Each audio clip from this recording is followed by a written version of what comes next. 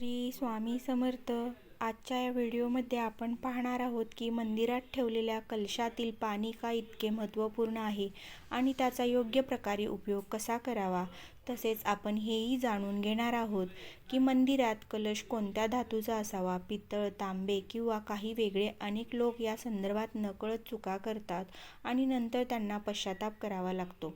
आजच्या या व्हिडिओमध्ये आपण पाहणार आहोत की या चुका कशा टाळाव्यात, कारण यामुळे नुकसान होऊ शकते. मंदिरात एक कलश पाणी नेहमी योग्य प्रकारे ठेवले पाहिजे. आता घरच्या दिव्याबद्दल बोलूया.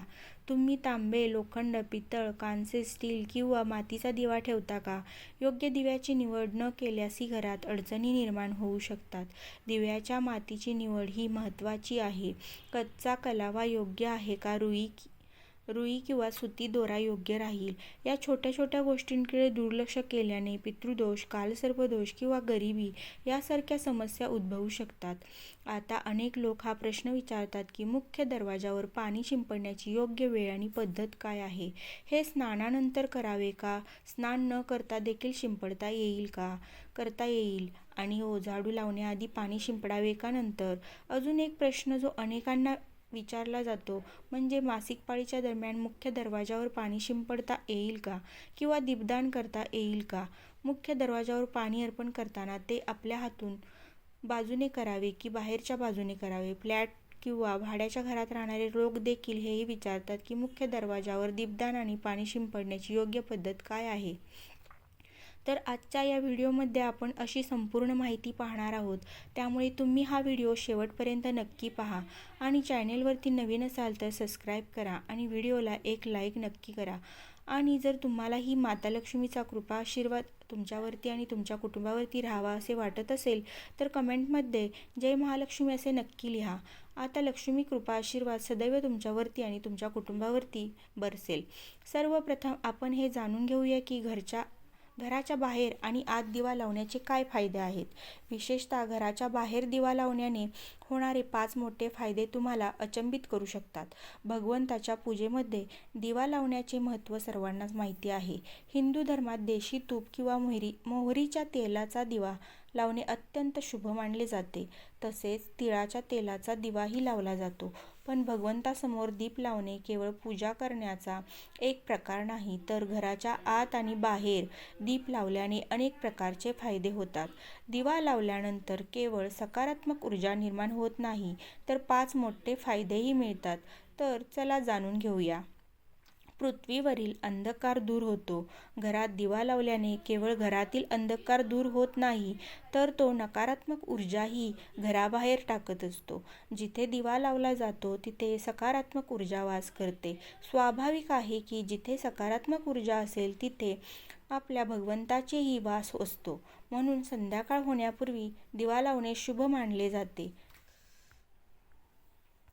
संध्याकाळ होण्यापूर्वी दिवा लावणे शुभ मानले जाते. तेलाने जळणाऱ्या दिव्याचा परिणाम तो विझल्यानंतरही अर्धा तास टिकतो, तर शुद्ध देशी तुपाचा दिवा वातावरणाला सुमारे 4 तास सकारात्मक ठेवतो. दिवा लावण्याचा वैज्ञानिक लाभ: जेव्हा घरात शुद्ध तूप किंवा मोहरीच्या तेलाचा दिवा लावला जातो तेव्हा त्यांच्या धुरामुळे घराच्या वातावरणात सात्विकता येते. हा धूर हानिकारक कणांना नष्ट करतो आणि वातावरण शुद्ध बनवतो. सुख समृद्धीचा वास: ज्या घरात भगवंतासमोर दिवा लावला जातो तिथे माता लक्ष्मीची कृपा कायम राहते. अशा घरात सुख समृद्धीचा वास असतो. दिवा पूर्व दिशेला ठेवल्यास व्यक्तीचे दीर्घायुष्य वाढते आणि उत्तर दिशेला ठेवल्यास संपन्नता वाढते.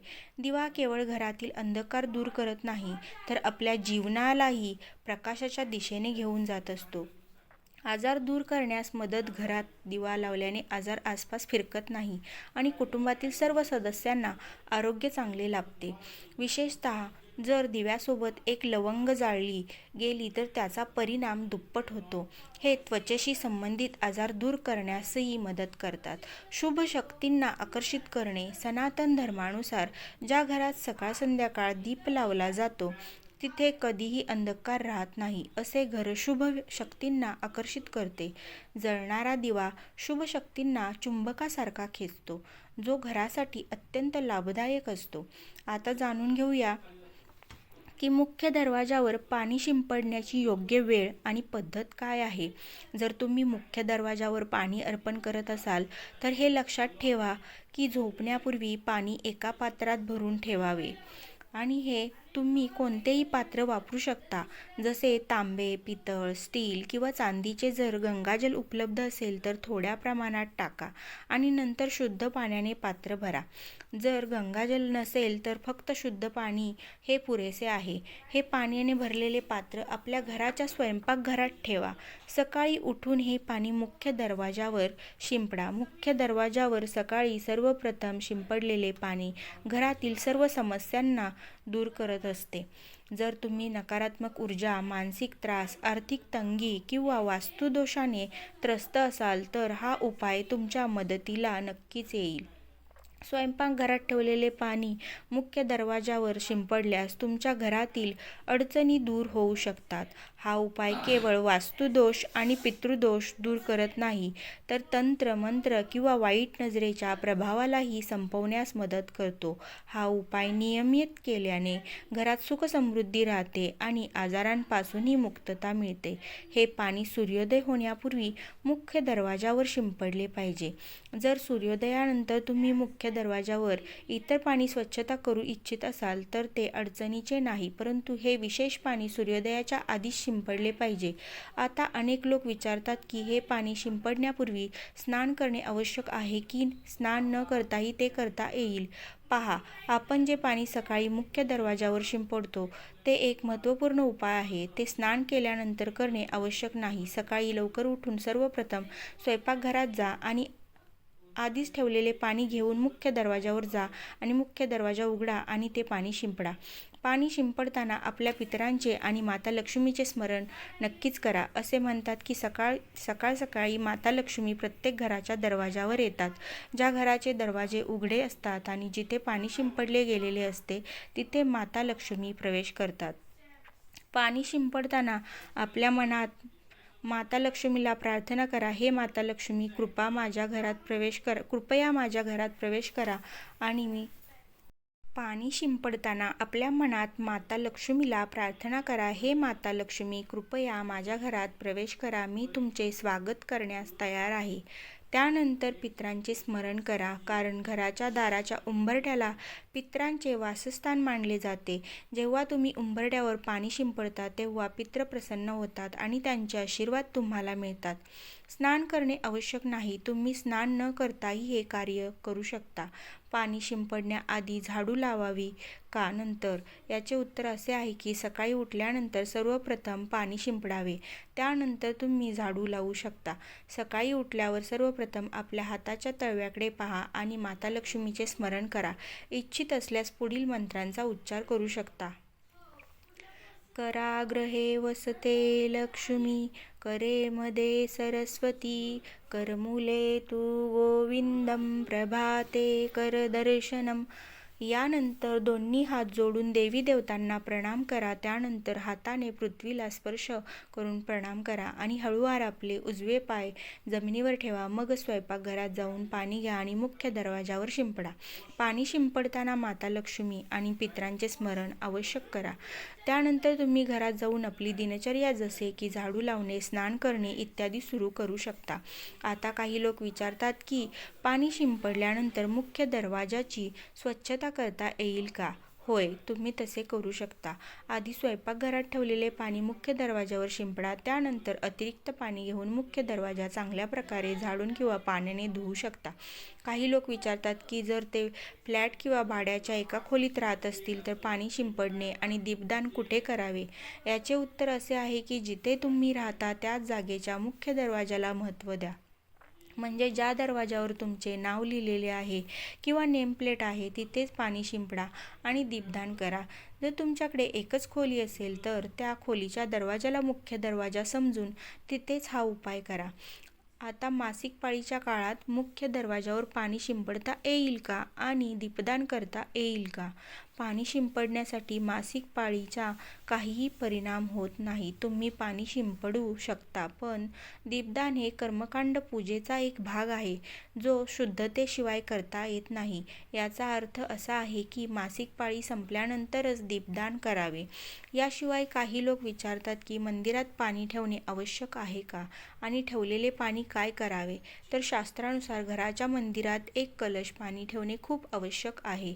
पाणी ऊर्जा साठवते. जेव्हा तुम्ही पूजा करता, मंत्र जपता किंवा देवाला प्रार्थना करता, तेव्हा या सर्व ऊर्जेचा त्या पाण्यात समावेश होतो. याच कारणांमुळे मंदिरात पाणी ठेवणे आवश्यक आहे. आणि सकाळच्या पूजेदरम्यान हे एक कलश पाणी मंदिरात ठेवा आणि दिवा लावा. हे अग्नी आणि जलाच्या संतुलनाचे प्रतीक आहे. पूजेनंतर या पाण्याचा उपयोग शुभ कार्यासाठी करा, जसे की झाडांना किंवा घरात शिंपडणे. हे सकारात्मक ऊर्जा वाढवते. सकाळच्या पूजेदरम्यान आपण मंदिरात पाणी ठेवतो. दुसऱ्या दिवशी जेव्हा तुम्ही पूजा करायला जाता, तेव्हा सर्वप्रथम त्या पाण्याचा उपयोग करा. तुम्ही संपूर्ण घरात त्या पाण्याचा शिंपडाव करू शकता. हे पाणी तुमच्या घराला शुद्ध करते, कारण ते सकारात्मक ऊर्जेने भरलेले असते. त्यामुळे अनेक रोग दूर होतात आणि घरात नकारात्मक ऊर्जेचा प्रवेश होत नाही. जर तुम्ही नियमितपणे या पाण्याचा शिंपडाव करत असाल, तर तुमच्या घरातील समस्या हळूहळू संपतात. आणि काही वेळा लोक तक्रार करतात की औषध प्रभावी ठरत नाही. अशा परिस्थितीत जर औषधासोबतच रुग्णाला या पाण्याला पिण्यास दिले, तर औषध लवकर परिणाम करू लागतात. याचप्रमाणे जर तुम्ही कुटुंबातील सतत वाद आणि भांडण होत असतील, तर कुटुंबातील सर्व सदस्य हे पाणी थोडं थोडं पिऊ शकतात. त्यामुळे हळूहळू सकारात्मक विचारांचा प्रवाह सुरू होतो आणि घरात शांती आणि सामंजस्य निर्माण होते. जर तुमचा कोणताही व्यवसाय किंवा दुकान असेल, तर या पाण्याचा थोडासा शिंपडाव तिथेही करा. हे तुमच्या व्यवसायाला यशस्वी बनवते आणि कोणत्याही अडचणींपासून वाचवते, कारण हे पाणी अत्यंत सकारात्मक ऊर्जेने भरलेले असते. आता समजून घेऊया की मंदिरात पाणी का ठेवले जाते. पाणी हे अमृत मानले जाते आणि ते देवी देवतांसाठी विशेष महत्त्वाचे असते. कारण पाणी मंदिरात एक कलश पाणी ठेवणे तितकेच आवश्यक आहे, जितके तुम्ही दररोज अन्न ग्रहण करता. जेव्हा आपण देवाची पूजा करतो, तेव्हा तांबे किंवा पितळेच्या भांड्यात एक कलश पाणी ठेवले पाहिजे. हे पाणी समुद्रासारखे असते आणि आपल्या जीवनातील दुःख संपवण्यास मदत करते. जर एखादा व्यक्ती देवाला दररोज अन्न अर्पण करू शकत नसेल, तर तो मंदिरात एक कलश पाणी नक्की ठेवू शकतो, ज्यामुळे त्याची पूजा पूर्ण होते, जेणेकरून देव ते स्वीकारू शकतील. आणि हे पाणी प्रसादाच्या रूपात तुम्ही ग्रहण करा. पण लक्षात ठेवा, मंदिरात ठेवलेले पाणी कधीही तुळशीला अर्पण करू नये, कारण हे पाणी सर्व देवी देवतांनी स्वीकारलेले असते. होय, जर तुमच्या घरी बाळकृष्ण किंवा राधाकृष्ण असतील आणि त्यांच्यासाठी एक कलश पाणी अर्पण करत असाल, तर तुम्ही दुसऱ्या दिवशी म्हणजेच सकाळी ते पाणी तुळशीला अर्पण करू शकता. मंदिरात ठेवलेले पाणी दुसऱ्या दिवशी म्हणजे सकाळी तुम्ही आपले डोळे धुण्यासाठी वापरावे. त्यामुळे डोळ्यांची दृष्टी सुधारते आणि डोळ्यांचे आजार देखील दूर होतात. शास्त्रानुसार जे लोक मंदिरात एक कलश पाणी भरून ठेवत नाही, त्यांच्या घरात अकाळ पडतो. घराची परिस्थिती बिघडते, कुटुंबात संकट येतात आणि गरिबीला सामोरे जावे लागते. तुम्ही इच्छित असल्यास एक कलश पाण्यात फुले वगैरे घालून ठेवू शकता, जे खूप शुभ मानले जाते. मंदिरात ठेवलेल्या पाण्याचा आणखी एक उपयोग म्हणजे ते घराच्या स्वयंपाकघरात स्वयंपाकासाठी किंवा पिण्यासाठी वापरले जाऊ शकते. पण हे पाणी तेव्हाच वापरावे जेव्हा तुमच्या घरी सात्विक अन्न शिजवले जात असेल. तर लसूण किंवा कांद्याचा वापर होत असेल, पाण्याचा वापर स्वयंपाकासाठी करू नका. जेव्हा लसूण आणि कांद्याचा वापर करत असाल, तेव्हा पाण्याचा वापर करायचा नाही.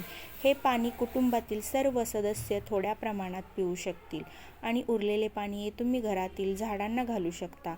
हे पाणी व्यर्थ जात नाही.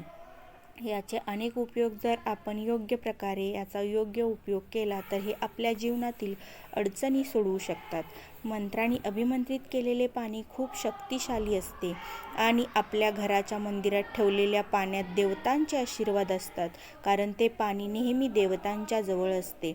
या पाण्यात सर्व सकारात्मक शक्ती समाविष्ट असतात आणि जर आपण त्याचा योग्य वापर केला, तर हे आपल्या जीवनात सकारात्मक बदल घडवू शकतात.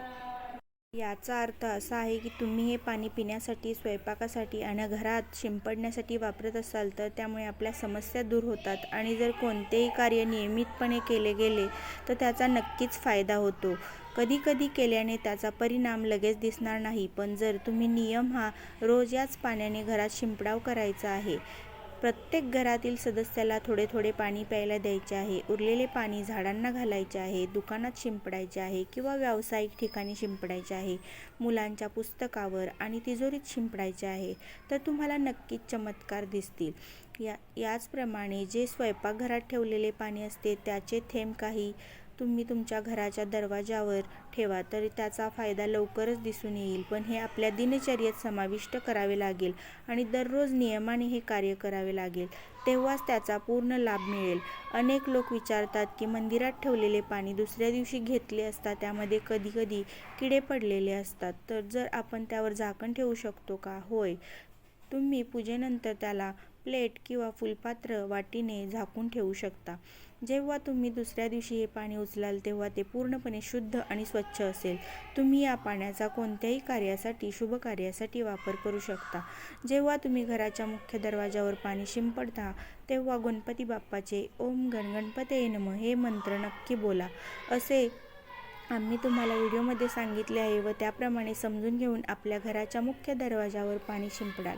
आता समजून घेऊया की दिवा कोणत्या धातूचा असावा. लोखंडाचा, तांब्याचा का पितळेचा, कांस्याचा, स्टीलचा किंवा मातीचा. शेवटी घरात कोणता दिवा ठेवणे शुभ मानले जाते. जर चुकूनही घराघरात चुकीच्या धातूचा दिवा ठेवला गेला तर संपूर्ण घर अस्थिर होईल, कंगाल होईल आणि नाश होईल. पहा, स्टीलच्या दिव्यामध्ये पूजा केल्याने शनिदेव प्रसन्न होतात. लोखंडाच्या दिव्यात पूजा करू नये कारण यामुळे घरात गरिबी येते. बाजारात आकर्षित करण्यासाठी काचेचे दिवेही असतात, पण चुकूनही घरात काचेचा दिवा आणू नका, नाहीतर राहू केतू तुमच्या घरात येऊ शकतात आणि घर उद्ध्वस्त होऊ शकते.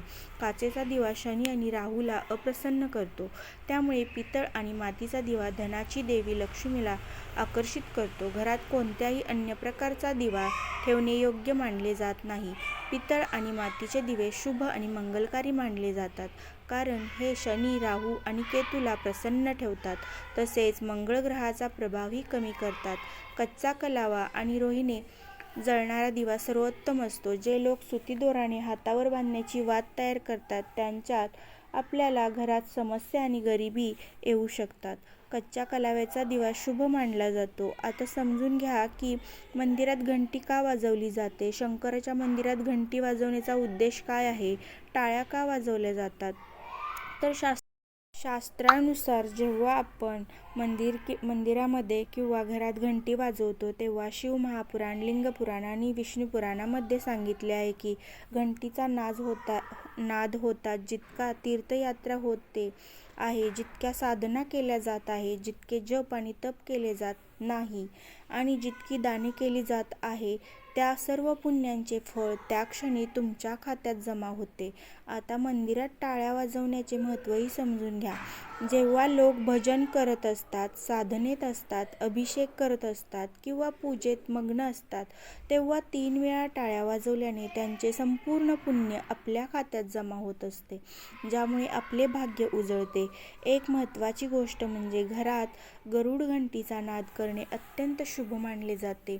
पण मुलांना खेळ म्हणून घंटी देऊ नये कारण घंटीचा नाद करताना सर्वांचे पुण्य आपल्या खात्यात जमा होते. त्यामुळे घंटीचा नाद केवळ पूजा आणि भजनाच्या वेळीच करावा. याला खेळ किंवा खेळण्यासारखे साधन मानू नये. मंदिरात घंटी वाजवण्याची पद्धत ही महत्त्वाची आहे.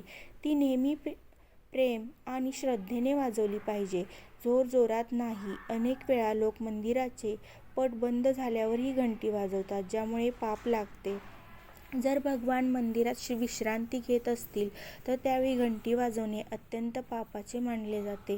मंदिर बंद झाल्यावर घंटीला दोरीने बांधले जाते जेणेकरून ती वाजणार नाही. घंटी वाजवण्याचा सर्वात शुभ वेळ सकाळी 4 वाजल्यापासून 11 वाजेपर्यंत असतो कारण हा काळ अत्यंत मंगलकारी असतो. याशिवाय संध्याकाळी 6 वाजल्यापासून रात्री 11 वाजेपर्यंत देखील घंटी वाजवली जाऊ शकते. रात्री 12 वाजल्यानंतर मंदिराचे पट बंद केले जातात आणि देवी देवता विश्रांती घेतात. त्यावेळी घंटी वाजवणे पुण्याऐवजी पापाचे कारण बनू शकते. हा महत्त्वपूर्ण व्हिडिओ तुम्हाला कसा वाटला? आवडला असेल तर आपल्या चॅनेलला सबस्क्राईब करा, नक्की एक लाईक करा आणि कमेंट बॉक्समध्ये श्री स्वामी समर्थ लिहायला विसरू नका. व्हिडिओ संपूर्ण पाहिल्याबद्दल मी तुमची सर्वांची मनापासून आभारी आहे. श्री स्वामी समर्थ.